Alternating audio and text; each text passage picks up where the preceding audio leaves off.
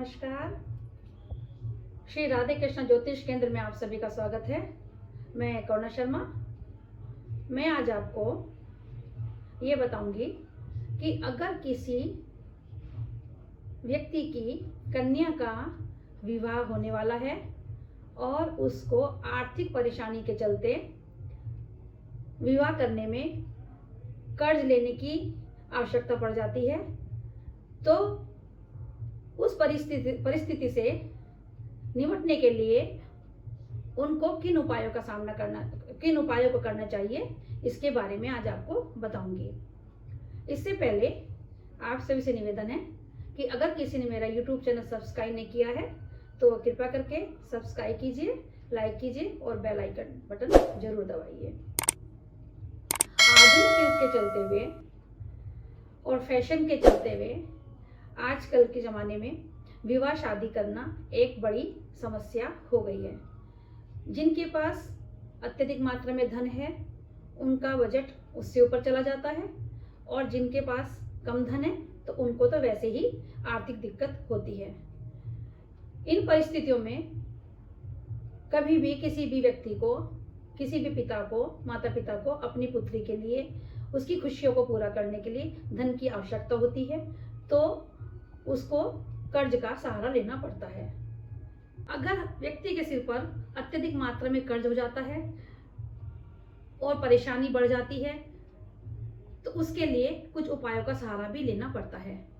उपाय के माध्यम से जब हम सच्ची श्रद्धा से उपाय करते हैं, भगवान का स्मरण करते हैं, तो हमारे रास्ते बनते हैं, हमें मार्ग दिखाई देता है, जिससे हम अपने कार्यों को आसानी से करने में सफल होते हैं।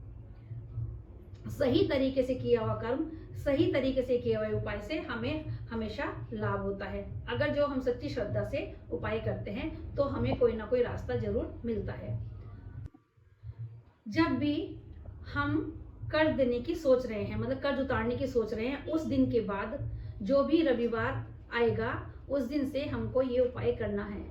रविवार के दिन अपने ऊपर से 7 बार एक रविवार के दिन एक जटा वाला नारियल ले लें और अपने ऊपर से 7 बार उसको उतारें और फिर किसी बहते हुए जल में प्रवाहित करें और उसको लगातार देखते रहें जब तक वो नारियल अपनी आंखों से ओझल ना हो जाए, और मन ही मन प्रार्थना करें कि हे भगवान, हमारा कोई ऐसा रास्ता आप निकालिए जिससे हम कर्ज मुक्त हो जाएं। ये उपाय हमको 3 रविवार करना चाहिए। दूसरा उपाय कर्ज मुक्ति के लिए ये है कि अपने घर की दक्षिण दिशा में हमको शाम के समय सरसों के तेल का दीपक जलाना चाहिए। इससे भी हमारे कर्ज मुक्ति के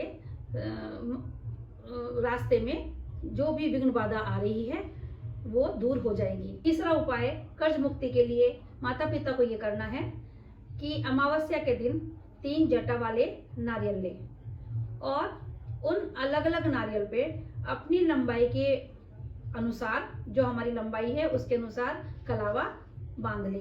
तीनों नारियल पे अलग अलग कलावा बांध लें।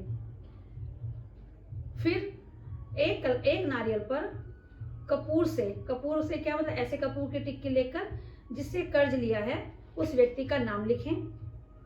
उसका नाम लिखने के बाद नारियल को दोनों हथेली में स्प्रे लें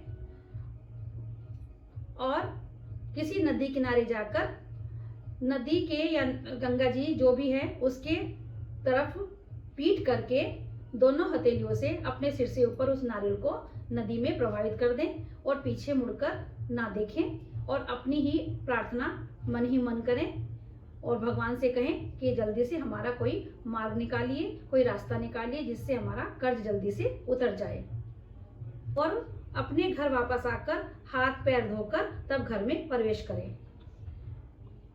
फिर इसी उपाय को अगली अमावस्या पर करें।